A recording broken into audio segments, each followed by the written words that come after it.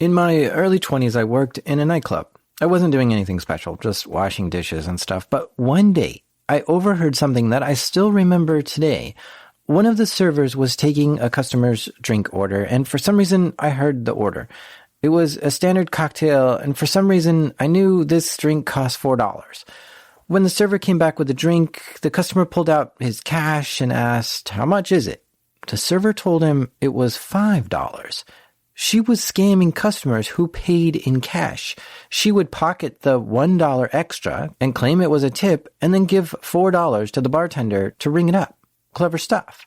I was even a little mad that I didn't think about this, even though I didn't have to deal with money at all. But still, I loved thinking about ways to exploit the system when I was in my early 20s.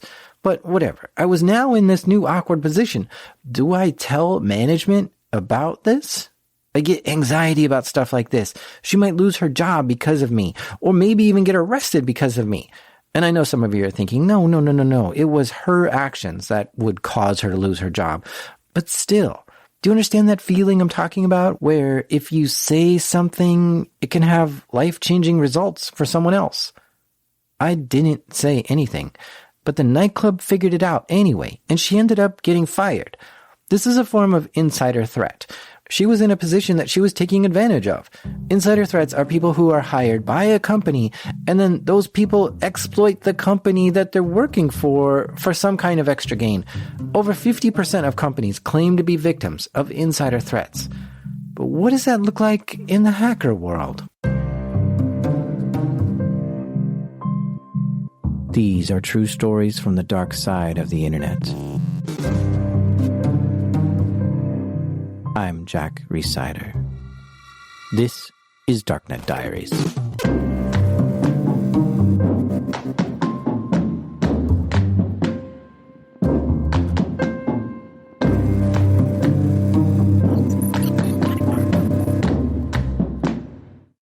Okay, so do you want to talk to me about probably the worst time of your life? You ready to relive this moment? Yeah, we can relive it. Let's do this. Okay. So let's start with, what's your name? My name is Ghost Exodus. Ghost Exodus. Oh, I like the sound of that. It actually does sound like a cool hacker name, doesn't it? But to understand Ghost Exodus, I think it's important to go back to a time where we're all waking up, looking around, looking for answers about life. I was 19, just turning 20. The year was 2004, and what Ghost Exodus is about to do is going to drastically change his life. Well, I mean, the circumstances involved in my life might surprise you because I've never talked about them to anyone before on the internet. But let's talk about what he's doing just before this big change. Prior to that, I was a classical concert pianist, and so music was pretty much the center focus of my life. He's actually really good at piano, and what you're hearing right now is actually him playing. And not just that, but he's also really good at violin. Check this out.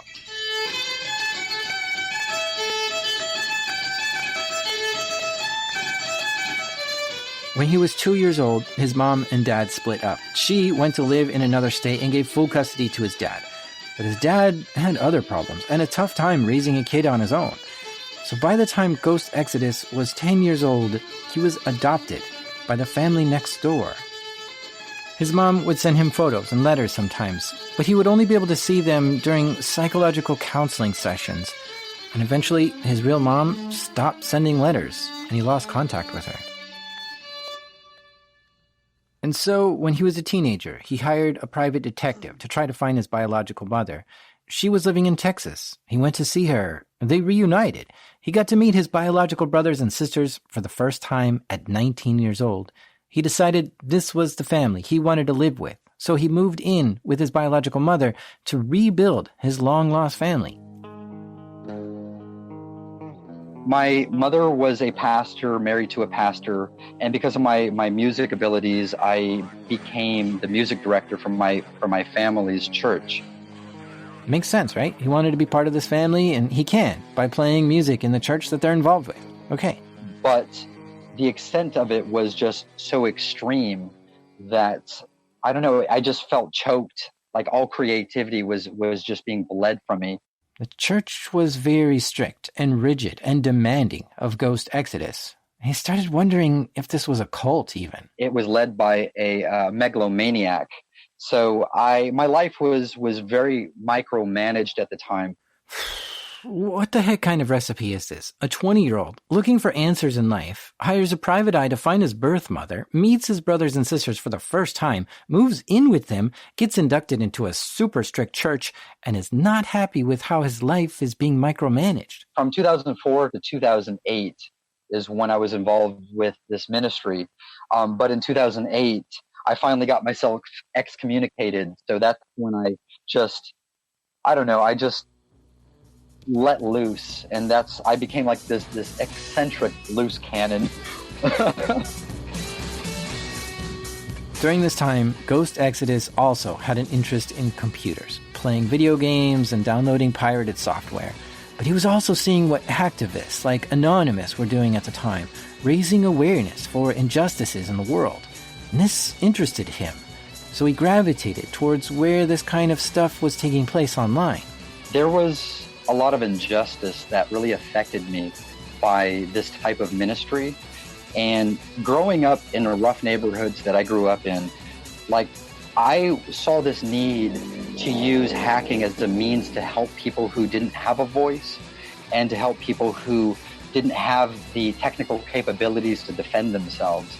This was during a time when cyberbullying was this type of it's like an epidemic, and there were no real viable means to help people who were experiencing cyberbullying. Schools were not did not have a policy that knew how to deal with this, and law enforcement neither had any type of platforms where they could reach out and help people who were being affected by cyberbullying. So, and in my own life, my life being dominated, being controlled, being constantly subjected to ridicule and injustice, I just took my experience and then tried to find some type of solace by helping others. Everyone has their own soft spot for something. And you know it's your soft spot when you see someone or something suffer and it just tears you up inside. You can't stop thinking about it. And Ghost Exodus didn't like seeing people getting bullied online because the results are horrible. Like, a naive kid might make a YouTube video and speak his mind about something, but he looks a little funny or talks a little funny and he gets mocked and made fun of. And somebody from the internet decides to get his real name and phone number and try to call him and mock him more, and maybe even call his parents and mock them. And this kind of thing can easily result in years of depression, all because you made one stupid video on YouTube. Ghost Exodus hated to see when the internet trolls would dogpile on someone and ruin that person's life, so he wanted to do something about it. I originally was a member of the Insane Masterminds crew, and I had always been a lone wolf my whole life. And I really didn't want recognition. I didn't want to join my peers doing any type of activities. I was completely content hacking on my own and learning on my own. But I had bought some books, and I realized how much more I could learn if I had joined a crew. So I found the Insane Masterminds crew, and they had recruited me. And so I enjoyed this great camaraderie, and I was able to expedite greatly, and vastly learn more in a group setting. And from there, I was like, well, if I could be a member of this really cool ass group, why don't I start a group of my own, that is fueled with my own ideals, that I could recreate it in my own way. So Ghost Exodus became better at hacking. He learned a lot from this crew, so much that he was able to start his own hacking group, and he named it ETA. The Electronic Tribulation Army. Social injustice was the forefront. That was like our buckler and sword. And this is really legitimate. I'm not trying to sell myself here. We became vigilantes, and that's what I saw myself as some type of social justice mechanism to try to reach out and find people who were being affected, because it was so easy to try to rectify what they were going through. And then try to empower them by teaching them ways to defend themselves. And I don't know, it started really small with just us doing stupid shit, like learning SQL injections and cross-site scripting and phishing. And we didn't really have any type of modus operandi. We were doing these things for the sheer like exploration of it. You know, I come from a generation when hacking wasn't to make a name for yourself. And so that was kind of like the direction I was taking the group. We did things for, you know, the sheer curiosity of it. I mean, the internet was like this great nexus of infinite puzzles. And that's what kept me going, is that every single nexus in this great vast network, called the internet, was like this great, just amazing puzzle. And I'm always really drawn to puzzles. And so hacking for curiosity is where I started. And that's where the ETA originated with. I kind of took, the vestiges of my generation and brought it with me. But as we became more sophisticated and, we started bringing in these crazy Jedi hackers, we seen that we could do more. So we started evolving into hacktivism, and then hacktivism took us into like cyber vigilantism, and then that just took us into some really dark places where I started to kind of lose control of myself, and we kind of lost sight of what we had originally wanted to accomplish in those original stages. Like many hacktivist groups, ETA grew and gained momentum, but the members of the group were getting sloppy, cocky, or trying to outdo each other, and there was this sort of tick-tock swing that became unsustainable. We just lost control. I mean, I lost control. Let's just be honest. I was probably the one who lost control. Yeah, how so? It started really getting to my head, and it started to take control of my life. Like this megalomaniac, like church cult, like took everything from me. Like it left me with a self-esteem that was completely broken, and hacking was a way to rebuild myself. But in so doing, like I became this narcissist, this ego-driven just maniac. And I just became this pathological hacker. And the more I did it, the more I boasted of it. I lost control of who I was until like I didn't have an offline life anymore. And at the time I was married, I just had a kid, and I didn't know how to stop. And so by 2009, I really realized I had a problem.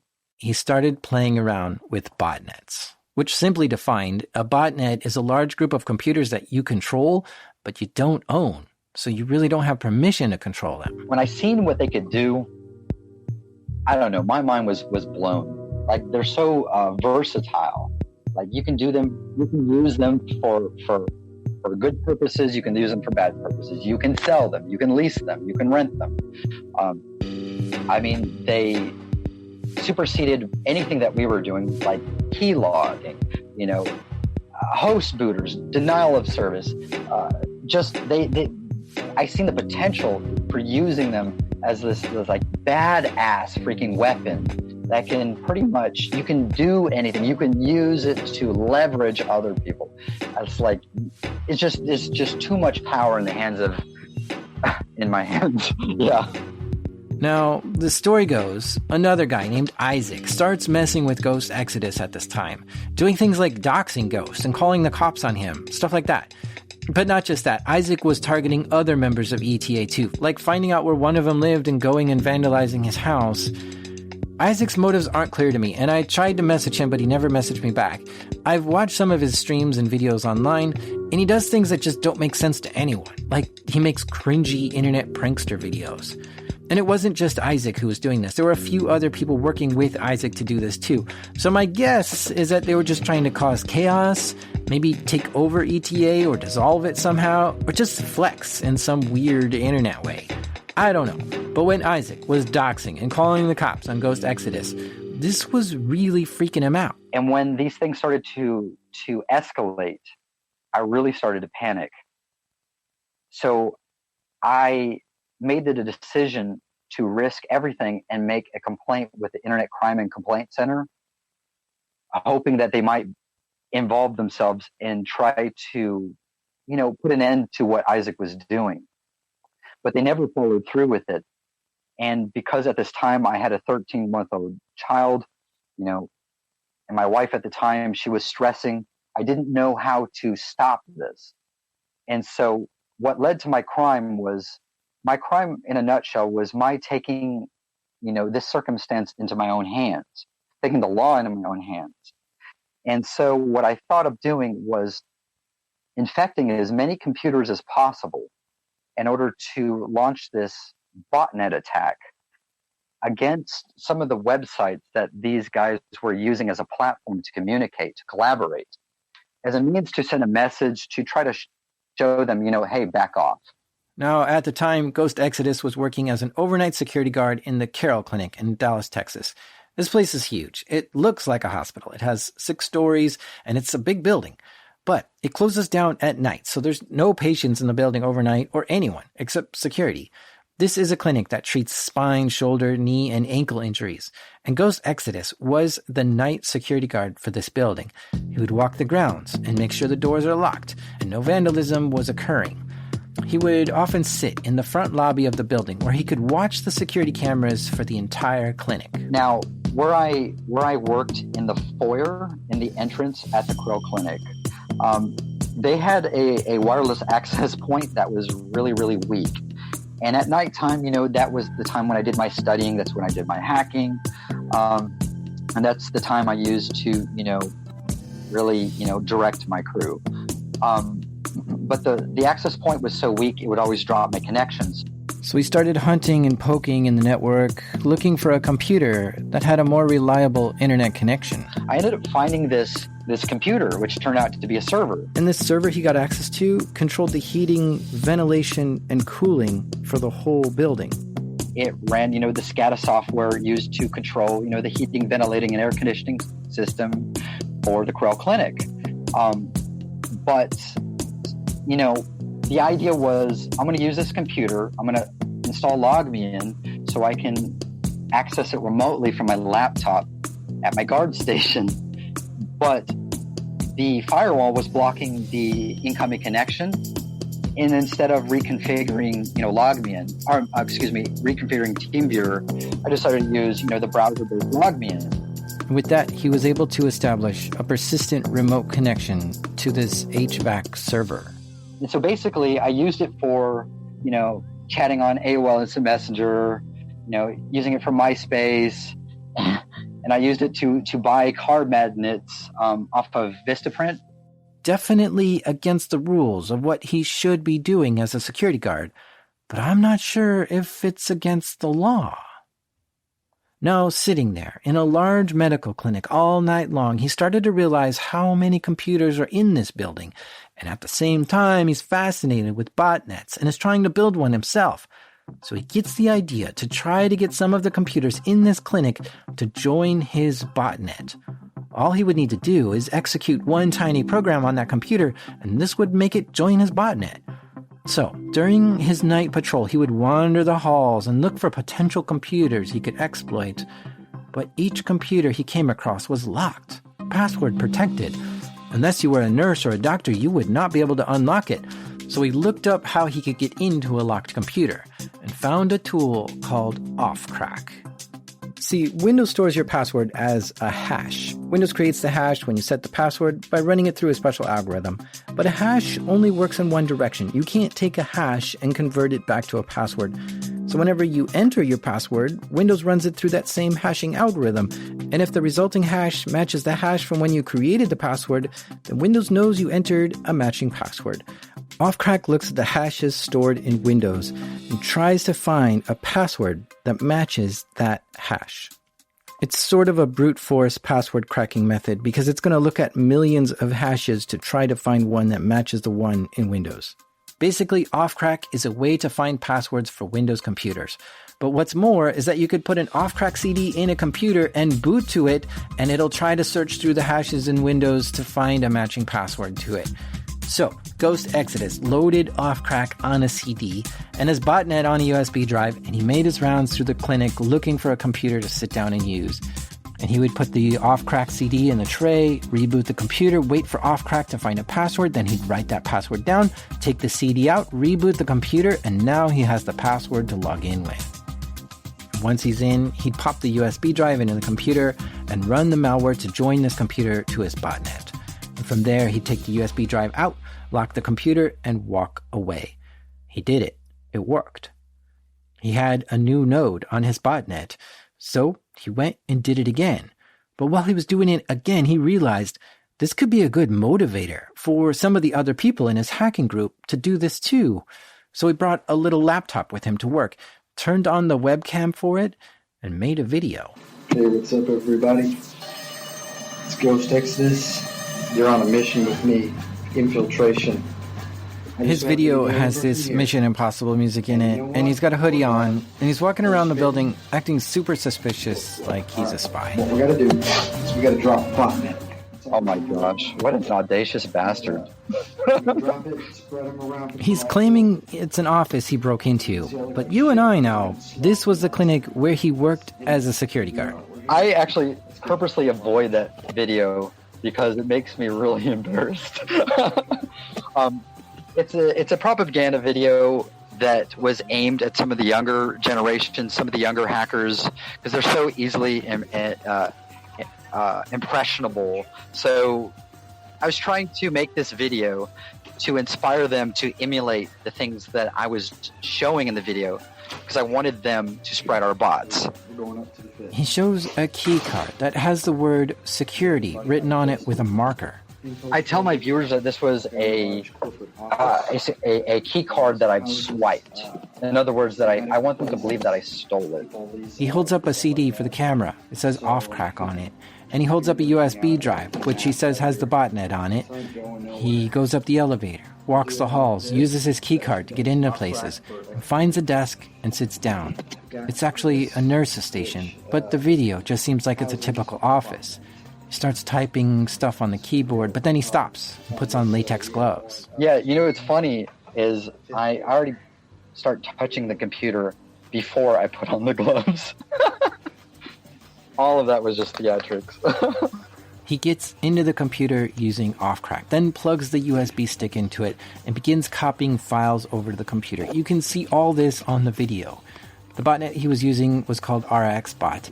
It's an open source botnet made in C++ that anyone can just download and use. We had done our research what antivirus software would detect the RxBot, and on some of these systems you might actually, I don't know if it's in the video, but they had McAfee antivirus, so I was disabling it. So he disabled the antivirus and ran the program to join his computer to the botnet. The script runs, then deletes itself. Job's done. And there it goes. It's melted. That's all I needed. Now, he was building this botnet so he could wage a denial-of-service attack on Isaac on July 4th, which was about a month away. So he released this video on YouTube to get other people to be inspired to do similar acts, to build up his botnet. And what is the reaction from people when you dropped this video? It was mixed. There were some who had the right mind to tell me, Ghost, I don't think this is a good idea. Ghost, I think this is going to backfire. I'm like, no, it's not going to backfire. I've never been caught. I'm never going to get caught. I'm too careful. Then there was other people, those to who it was catered for. It was like, oh, you're such a badass. Oh, you're so cool. Where can we get this botnet? And that's what drove me, is that type of reaction. I wanted it to be controversial. I didn't want it to just always go my way. And that was my objective, to be controversial and to really just create this persona of controversy. And I certainly did that to a T. Ghost Exodus would eventually install this botnet on 14 computers within the medical clinic. And then, once they were installed, he would go back to the lobby where he would normally sit to do his job, and he would open up his tiny laptop, and from the security desk, he would tell his botnet to attack. flooding the target computer with so many packets that it would take the target offline. I tested out the bots, the botnet pool that we had accumulated back in June of 2009 during the Iranian presidential elections, Op Iran. So I used these bots in Op Iran, and in response to the death of Neda Aga Sultan, that peaceful women's rights protester who was murdered. You know, it didn't cause any significant damage to the systems. I had actually used the bot several times from there. But after I had installed them, we had tested them out on several occasions. I attacked 94chan with them, but I especially used them, like I said, in Op Iran. And when he would have his botnet all put together and enter a target victim and hit launch and see his target go down, this was the feeling of winning. It's euphoria. It's like winning the lottery. Whatever chemicals are secreted by the brain whenever you're gambling, that's the same feeling. That's the same chemical reaction that is going on in my mind that just keeps me pathologically doing it over and over and over. It's this great gratification that it's like if you're not gratifying yourself in this fashion, then you're not relevant. Basically, you're like, I don't know. It was a feeling of relevance, of the utmost relevance. I mean, what you can't be thinking that this is going to play out right. You know, in some of my, I kept an online journal, okay, on vampirefreaks.com. Mm-hmm. This was a feeling I had on the forefront of my mind at the time. I believe I'm going to be arrested. It's just I knew that time was coming. After the break, we'll find out if Ghost Exodus's premonition comes true. At this point, Ghost Exodus was posting screenshots of this HVAC computer that he hacked into in the clinic. He didn't say where this HVAC computer was that he accessed. He just wanted to flex a little and get some street cred that he hacked into a computer, and this one happened to control the heating and cooling of a building. There was a new recruit in the ETA who went by the moniker Immortal, and he had taken the screenshots of the HVAC SCADA software, that I had taken and posted it on a security blog that was seen by Wesley McGrew. So my name is Wesley McGrew. So that was 2009. At that time, I was a research associate at Mississippi State University, where I was working on a PhD dissertation on industrial control system and SCADA security. And so that there was a tie-in with that, and that's partially how I got involved with it. Now, Wesley, being a smart student, had a blog where he was just writing stories about information security. Called McGrewSecurity.com. And sometimes hackers would write to him and call out other hackers or brag about what they did, or just send him weird stuff to see if he would post it. Another member of the group who went by the name Immortal, later Hex, got in touch with me and was in touch with me for a good period of time, apparently just to brag about different things to see if I would write about them. Immortal was claiming to be part of the Electronic Tribulation Army and was boasting about what he had done and wanted Wesley to write about it. I guess Immortal wanted to be famous. I was in touch with Immortal over a period of, I don't even know how long. He would message me various things. The most memorable one of which being around about that time, there was a North Korean missile test, and he had it in his head that he wanted to hack North Korea, just being very difficult due to their limited attack service. But he thought he'd done it. He thought he had found a target for his attacks, and he showed it to me via MSN Messenger or AOL Instant Messenger or whatever it was at the time. And I had to let him know that hey, this is a South Korean site, and he didn't know the difference between North and South Korea. So that sort of sets the stage there for Immortal. Later on, probably a few weeks after that, he was aware either from my site or from something that I had published that I was interested in industrial control systems and SCADA security. And so he sent me some screenshots of a system that he had claimed to have hacked, and it was screenshots of an HVAC system at a hospital. Wesley was writing his PhD thesis on the security of industrial control systems, so this really interested him. He began investigating it further. So at that point, all I had was a set of PNG or JPEG screenshots that he'd sent me, static screenshots. And what I saw in those was sort of the human-machine interface of this SCADA system, showing operating rooms, showing the heating, ventilation, air conditioning, chillers for medicines and medical equipment and implants and things like that sort of stuff. And so that piqued my interest right there. And I wanted to find out more about it, but not through talking to a mortal. And so I started doing image searches and open source intelligence based off the pictures that I was seeing in these HMI screenshots. I was able to identify it as being the Carroll Clinic. And I believe I've never physically been there, but there are other facilities connected to it that use the same HVAC system. And I was also able to find a forum post on a hacker forum where Ghost Exodus had posted these screenshots saying that he had hacked into these things. And while it was a thrill for Ghost Exodus to launch a DDoS attack on his targets, it was also a thrill for Wesley to try to track down who Ghost Exodus was. Oh, it's very exciting, right? Like, I mean, I don't think anybody, I tell folks even now, I don't do anything I don't enjoy, right? And so back then we worked for the Forensics Training Center and loved investigating things, loved doing computer forensics, loved doing the open source thing. I still love doing the open source intelligence thing. And so yeah, it was very exciting and interesting to do that sort of stuff.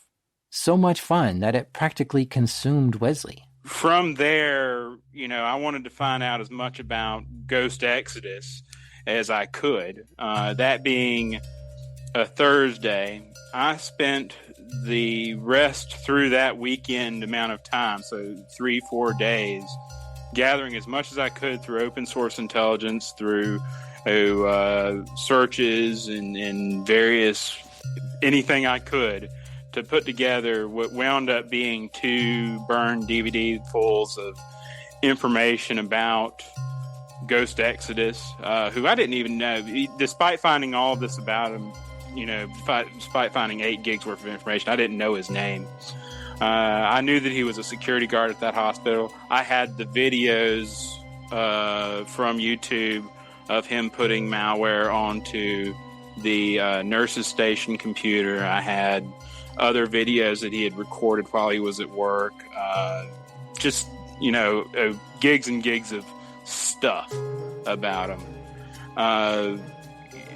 That following Monday, we contacted the Jackson, Mississippi FBI and handed that information over. Now, the FBI likes handling bigger cases than this, threats against the country or civilians or crimes over $1 million in damage. But the evidence that Wesley collected made it real easy for the FBI to follow up on. Like Ghost Exodus had a YouTube video of him breaking into office buildings. I mean, come on, if a hacker's going to post videos like that and show their face and everything, they're definitely asking for a knock on the door, right? But also, the way Wesley framed it to the feds made it seem pretty important. Right. Well, I think this is a little bit different than a website defacement or some act of hacktivism, in that from all the information and it's visible about this, it's a healthcare facility, right? And so it's patient information, and so people's personal healthcare records are sensitive, and there is a potential for that to be exposed here or to be accessed in some unauthorized way, right?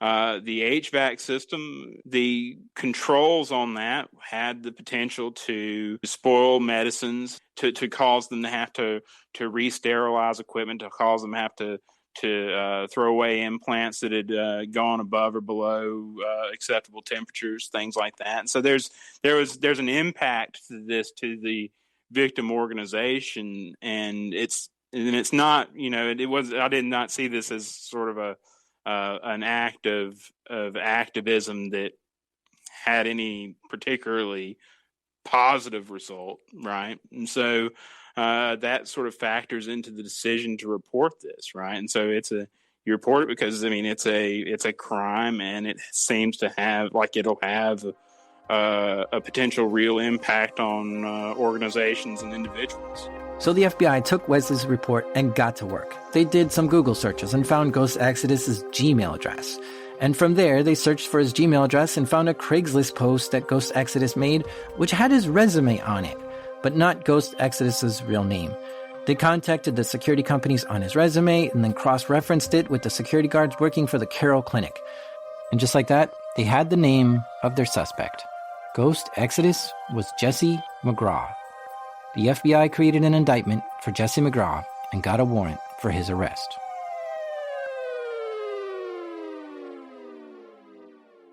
It's Friday evening at 11 o'clock p.m. on June 26, 2009, and one of the things I used to do was drive around the clinic just to make sure nobody was breaking into the underground parking garage. And I see this van, and I'm thinking, that's got to be the cleaning crew's van. So I don't think much of it. It's my last night, and I'm training a new employee who has never worked a shift a day in his life.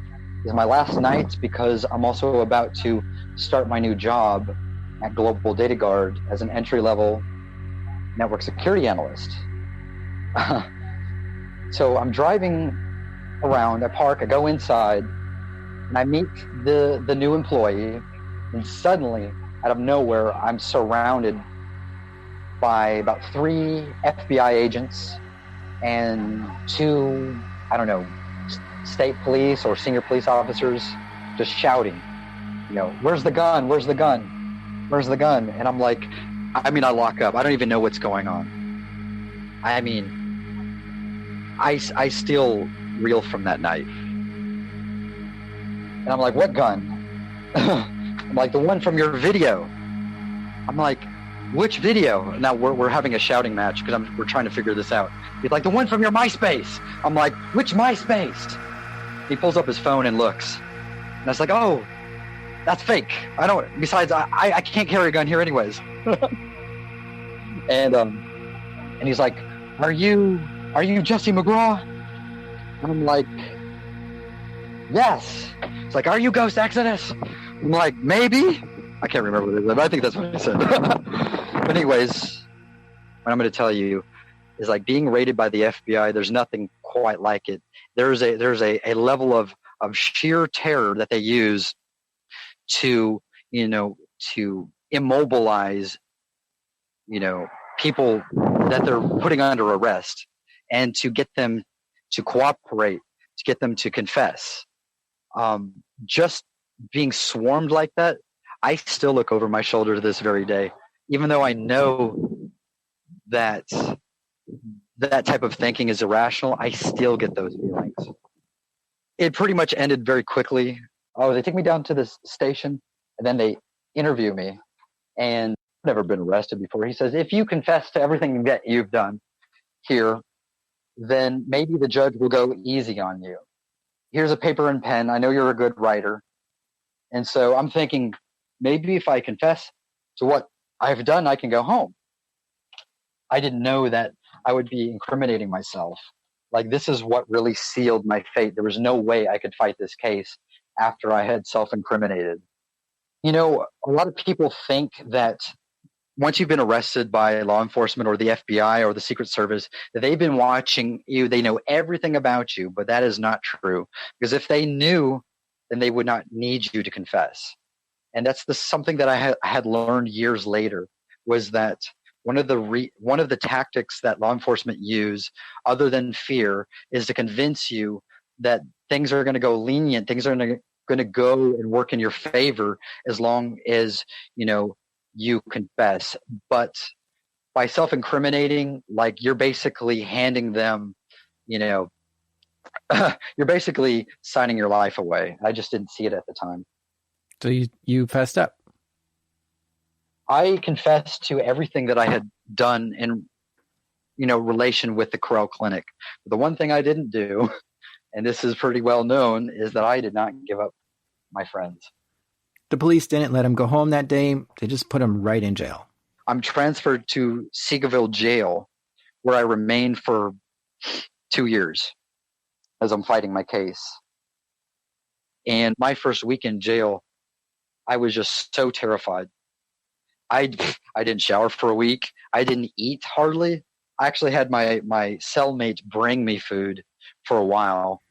Now, once news spread of his arrest, Wesley blogged about this case, claiming he was the one who called the FBI on Ghost Exodus. And as you can imagine, this had some consequences for Wesley. I had sex toys mailed to me. I had lots of phone calls. I have, just gigs and gigs of crap here on my computer of logs of them talking about, coming to my house and kidnapping me and just various attacks. Just, overall more bluster than anything. I don't know that I ever felt personally, physically threatened by any of them. But there was a lot of talk and a lot of harassment from other members of McGraw's hacker group, the Electronic Tribulation Army. So various members of that group would try to attack my website, denial of service attacks. And one of them, he went by the handle Fixer. He was the main bad actor along those lines, along the harassment lines. And eventually, he pled guilty to charges of CFA, Computer Fraud and Abuse Act, for denial of service attacks against my website in order to, as part of an agreement to have charges against him dropped for witness intimidation. And so that was sort of he was the main bad actor on that. I mean, so when you're posting it publicly, did you kind of expect something like that? I really didn't know what to expect one way or the other. I mean, obviously that's the sort of thing that can happen. You would think that with, the leader of your hacking crew, such as it is, being arrested and having given the feds all the information about all of the members of the group, you'd think they'd be on their best behavior and wouldn't want any additional bad attention. But, there you go. Ghost Exodus's court case dragged on and on. You might wonder why there would be such a lengthy trial, considering he had already confessed to hacking the clinic. Well, they were trying to pin extra things on him. Like the cops were saying he hacked into NASA, but he was saying he didn't do that. And they wanted him to turn in other members of ETA so he could get less time. But he wasn't going to turn anyone else in. So this went on for 2 years before his sentencing, and that whole time he was in jail. On March 17, 2011 is your sentencing. Yes. What did they give you? 110 months, which equals 9 years. 9 years for 2 counts? One was hacking into that HVAC server, and the other was installing malicious code on the nurses' stations. But remember, he only got into that HVAC computer because his Wi-Fi was spotty, and he wanted to browse the internet faster. Not because he did anything bad to the HVAC system. I mean, okay, yes, he did. He wasn't supposed to install remote control software on that server, and he wasn't even supposed to access that system, and he did that. But he did it only to chat online and to shop, not to be malicious and attack the clinic or anything else. You could compare this to him breaking into an office that he shouldn't have gone in just to watch TV or something. But he was charged as if he stole stuff, caused damage, or ruined something. So it's just odd here that his intent had nothing to do with his sentence. The court was harsh on him because this was a medical clinic. Because what kind of jerk hacks into a medical clinic, right? The court showed how he had access to patient records and private info, but he insisted he never took any of that or looked at any private info at all, and he just used these computers to wage a denial of service attack on other computers. 9 years seems like an awfully long time. But I think the court didn't recognize or understand the intent and use of these computers. They simply saw that someone hacked into a bunch of computers at a medical clinic, and this seemed to cloud their judgment of what that meant. I mean, people who are convicted of manslaughter often serve less than 9 years. Not that I think Ghost Exodus should go without punishment, but 9 years? Really? That just seems extra harsh. So, he went to prison for a long time. And spending that long of a time in prison can really mess you up. Whenever you spend a long time in prison, you get too used to the environment. You get used, it becomes a part of you, a part of your psyche.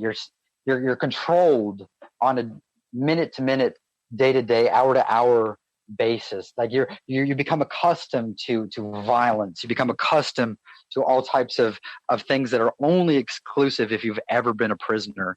At some point, he somehow sneakily borrowed a computer to contact his lawyer while he was in prison. When he was caught doing this, they threw him in the SHU, solitary confinement, where he had almost no interaction with other people, very little activity, and it's extra strict. He stayed a whole year in the SHU. This affected him physically and psychologically. Fluids began collecting in his lungs, and he began to lose weight and became very frail. He describes this experience as torture. But after 13 months, he got out of the SHU and was able to serve normal prison time. And after 7.5 years in prison, they let him out on good behavior. And when he got out, he was able to connect with his wife. But he was a different person now, and she was a different person too. My family was very worried that I was playing them. Like, I hadn't really changed at all. Anytime I sat down at a computer, like, my wife immediately began to panic because she thought I was hacking. And if I said I wasn't, she thought I was lying. Because these are things she was revisiting because that's how we used to be over a decade ago. So in her mind, I'm still playing the same games. I'm still, playing them, but I wasn't. And while I was on home confinement, while, serving home confinement through a halfway house, she's so afraid that I'm doing this again that she kicks me out of the house, threatens to call the FBI to search my laptop. And I now realize, like, I'm in a dangerous situation. I'm financially codependent. I have nowhere to go. At the same time, he had a friend who wanted to go to Nigeria to visit some friends and ultimately end up in Israel, which would be quite the adventure. Ghost Exodus knew this guy and thought this guy is not going to be able to make this kind of trip on his own. He was just a mama's boy, a cosmopolitan type of kid, very preppy. He'd never had any doesn't have any street smarts. So the combination of Ghost Exodus needing a place to go and being afraid of the FBI, and this guy wanting to leave the country, go to Nigeria, Ghost decides to go to Nigeria with him. Like, that's one of the things that I picked up in prison. It's like this need to escape, because you spend years ruminating on leaving, and just the environment is so depressing, so stressful. You constantly just daydream and fantasize about escaping. And so when you leave prison, sometimes you find yourself in that same feeling because you haven't fully acclimated back to society yet. And so I kind of carried that over when I was released. And so the extremity of those thoughts or those actions were based on thoughts I had originally had while incarcerated. So what I ended up doing is I started doing research on cargo ships. Well, come to find out, leaving the country by cargo ships is the easiest way to come in and go undetected. And so I ended up getting this commercial marine tracking software, and I end up finding a ship that just so happens to disable its automatic identification system. And usually when ships disable the AIS system, it's because they're engaged in some type of illegal trafficking activity in international waters. So I'm tracking this ship.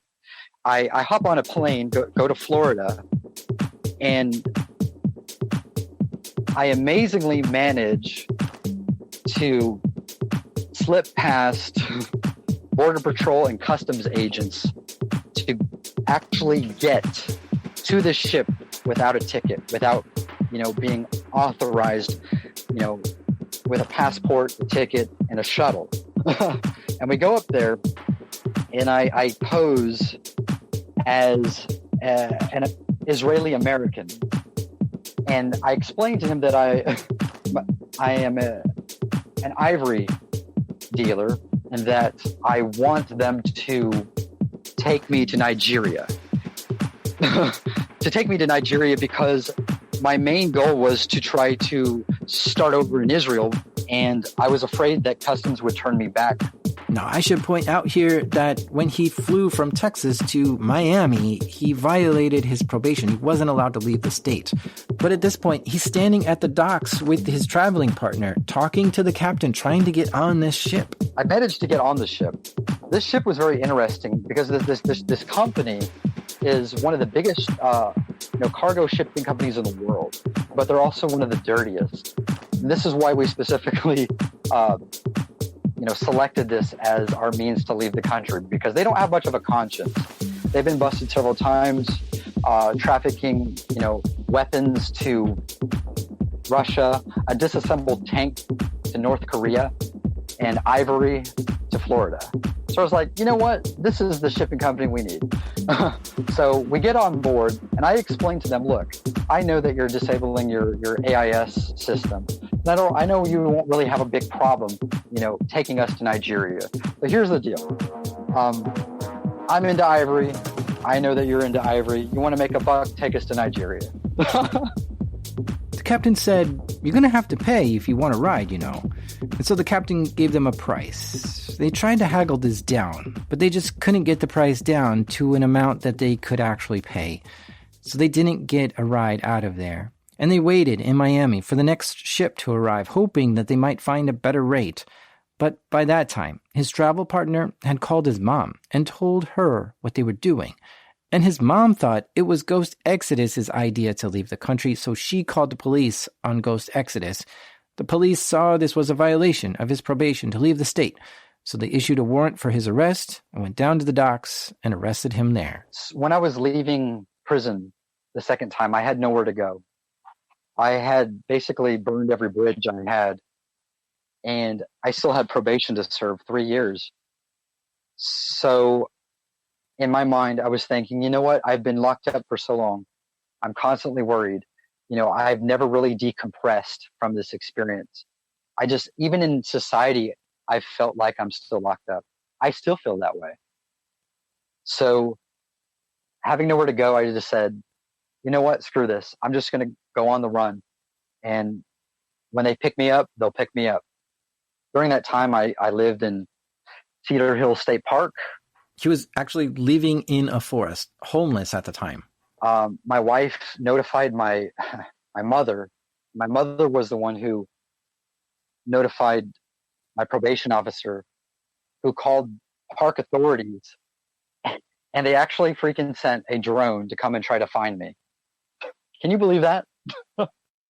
I've never seen that before. I've never heard that type of whine that those drones make before. Just the thought of it just scared the living daylight out of me.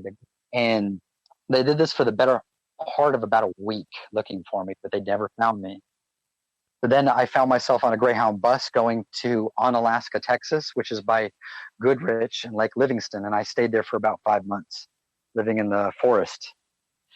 Then on my way back is when I got picked up. Because of like a traffic stop or something? Exactly. He was given 2 more years of prison time, but this time he would have no probation when he got out. The judge saw that he couldn't serve his probation, so he had to just stay in prison until all of his time was served. But after about 1.5 years, he was let go on good behavior, which means now, in 2020, he's finally free. No probation, no prison, and he can focus on rebuilding his life. He's currently a fry cook, since he doesn't have a car and needs a job within walking distance. In total, he served 9 years, 8 months in prison, all because he installed malicious software on 14 nurses' stations and gained access to that HVAC server. And it's ironic, since he did all that inside the very building he was supposed to be protecting from threats. As for what he plans to do next, he tells me he thinks his forensic examiner for his case was not very good, and it was one of the reasons why he got such a long incarceration. So he'd like to study digital forensics, because he doesn't want an incompetent forensics examiner to ruin anyone else's life.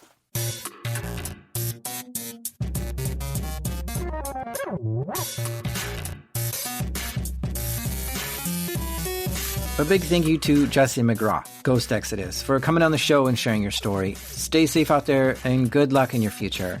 Also, thanks to Wesley McGrew for coming on and telling us your story. Wesley has finished his PhD in computer science and is now a director at cyber operations for a cybersecurity company. If you're all caught up on Darknet Diaries episodes and want more, you're in luck. There are now 6 bonus episodes for Patreon subscribers. By supporting the show through Patreon, it tells me that this show brings value to you. It also shows a new ethic in supporting something you appreciate. So please visit patreon.com/darknetdiaries to unlock bonus episodes and an ad-free feed. Thank you very much. This show is made by me, the local ghost, Jack Rhysider. Original music and sound design was done by the Quickblade, Andrew Merriweather. Editing helped this episode by the Megabiter, Damien. And our theme music is by the bzz bzz bleep beep bloop boop Breakmaster Cylinder. And even though there's some CEOs somewhere out there that are just now figuring out what blockchain is and think it's a cutting-edge technology, when actually it's 10 years old now, this is Darknet Diaries.